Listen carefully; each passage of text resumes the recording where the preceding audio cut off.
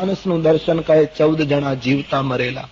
કૌલ કામવશ અતિ ભોગમાં ડૂબેલો મરેલો.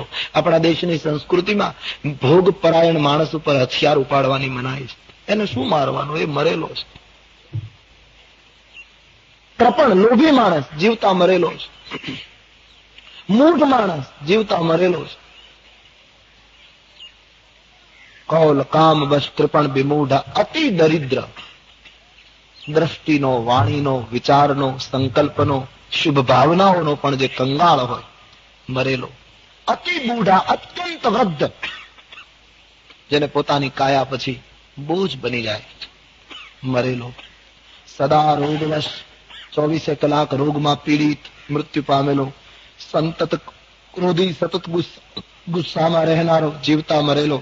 વિષ્ણુ વિમુખ, ભગવાન હરિનો વિરોધી મરેલો. શ્રુતિ સંત વિરોધી, શ્રુતિ યાની વેદ અને સંતનો વિરોધ કરનારો મરેલો. તનુ પોષક મરેલો, બીજાની નિંદા કરનારો મરેલો, અને પાપમાં ડૂબેલો, પાપની ખાણ. આ 14 જણા જગતમાં રાવણ મરેલા છે. આમાં તારામાં બધું જ લગભગ લાગુ પડે છે. મારે તને મારીને શું કરવું? મરેલાને મારવામાં મનુષ્ય નહીં, નહીતર હમણાં હું તને અહીં જ વાત પૂરી કરું, પણ એમાં શોભા નહીં. ખેર, રાવણની સભામાં છેલ્લો પ્રયોગ જે અંગદનો પ્રસિદ્ધ પ્રયોગ છે. અંગદે રાવણને નિમંત્રણ આપ્યું કે તારી સભામાં હું મારો પગ પધરાવીને ઉભો છું. આ સભામાંથી મારો ચરણ જો કોઈ ઊંચો કરી આપે, હટાવી આપે, તો ફિર હી રામ સીતા મેં હારી.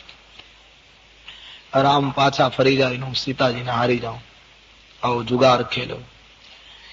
ઘણા માણસો એમ કહે કે અંગદને કયો અધિકાર સીતાજીને જુગારમાં મૂકવાનો? અરે રામ ભક્ત છે, પરિપૂર્ણ નિષ્ઠા જેની હોય એ ખુદ ભગવાનને જુગારમાં મૂકી દે. એક પરમ વિશ્વાસનો આ પ્રયોગ હતો. પણ પછી સમાધાન માટે મહાપુરુષો જુદા જુદા અર્થો કાઢે કે અંગદે એમ કહેલું કે જો મારો પગ કોઈ ઊંચો કરી આપે તો ફિર હી રામ સીતા, રામ અને સીતા પાછા ફરી જાય ને હું હારી જાઉં, અથવા તો હું તો જ હારું જો રામ સીતા